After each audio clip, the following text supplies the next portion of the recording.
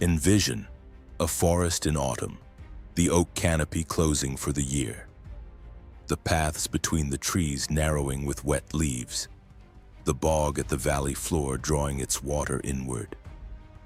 9 miles of soldiers threading through this place in a single file. They do not know what the forest knows.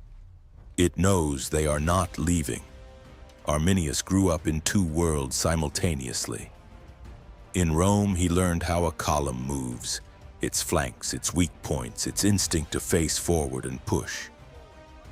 He learned the sound a formation makes when it begins to break.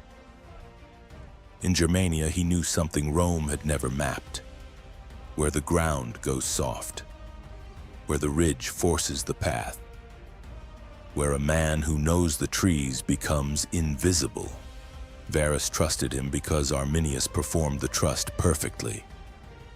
At the table, he spoke Latin with the ease of a man born to it. He deferred at the right moments.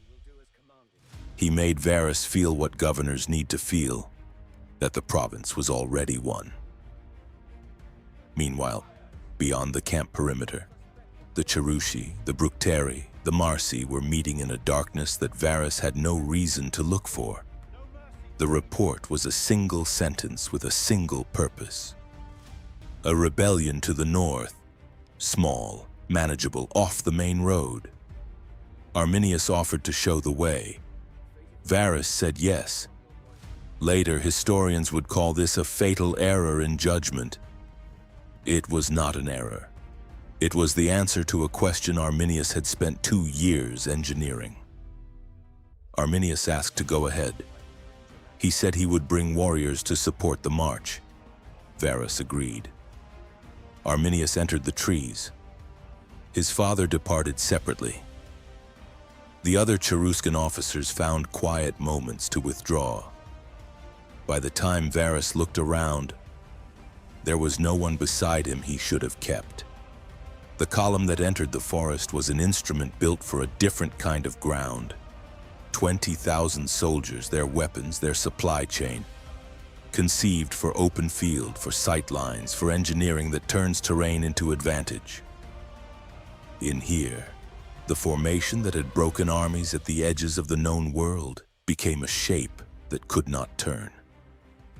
Rain arrived before the attack did, then cold. The paths dissolved under iron and wheels. The pace dropped to whatever the slowest wagon could sustain.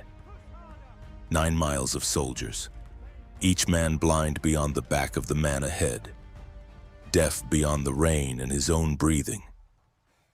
This is how you move 20,000 men into position for slaughter.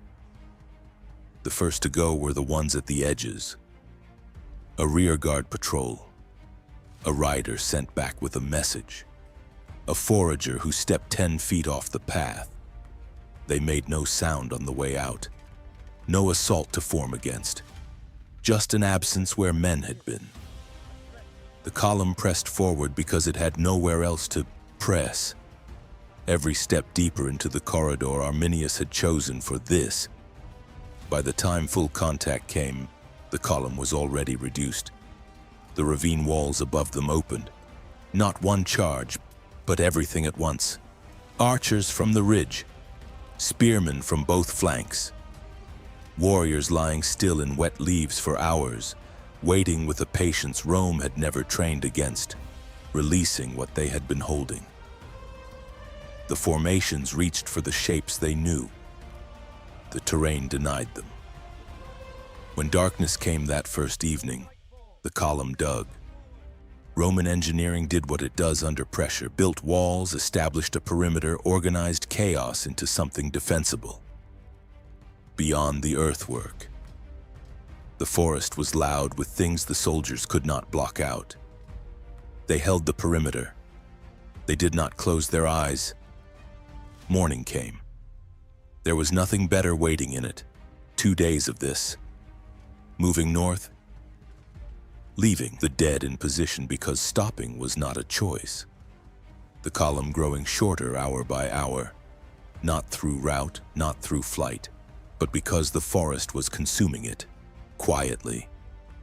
On the third morning, The land changed. A ridge on the left, marsh on the right, a corridor with no width to spare. Arminius had walked every meter of it himself. He knew what the rain did to it. The wall had been built into the hillside, earth and timber faced with branches, bark, the ground itself. Invisible from below, when the column entered the gap, the crest above them became occupied. Men standing above sword reach, working downward into the mass below. Stones, shafts, weight the Romans could not answer. On the right, marsh. Any soldier who stepped away from the wall entered something that held him under. Varus made his choice when the horses failed. They panicked in the press of men and iron, drove into the soldiers around them, became weight instead of force. He had watched his formation unmake itself. He had watched the crest above him hold against everything his army knew how to do. He drew his sword. He raised his face to the sky. What he saw there, no account records. He fell. The last thing the 3 legions heard from their commander was the sound of that.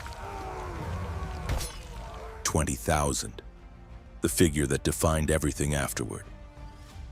3 numerals pulled from the imperial record without ceremony and without replacement. Word reached Augustus in Rome. Then a sealed container, sent west by the man responsible for all of it. Augustus buried what was inside. He walked the rooms of his palace at night and addressed a man who was no longer present to hear it. Rome withdrew to the Rhine and made it permanent. Garrisons along the western bank, roads built to service the frontier rather than cross it. Campaigns would come, Germanicus would lead them. But the decision about what the Rhine meant had settled before those campaigns began. The land beyond it was not ungovernable. It was simply too costly to hold. That conclusion stood across the following 4 centuries. Arminius fought on for another 12 years. Germanicus would defeat him in open battle. But the victory was never followed by conquest.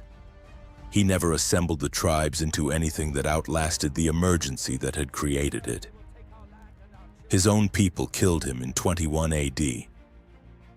The forest still stands at Calchries. Archaeologists have traced the wall he built in the soil. It runs along the ridge slope exactly as he placed it. He left no account of himself, no record of what the victory meant to him. Only the ground. And the ground does not explain.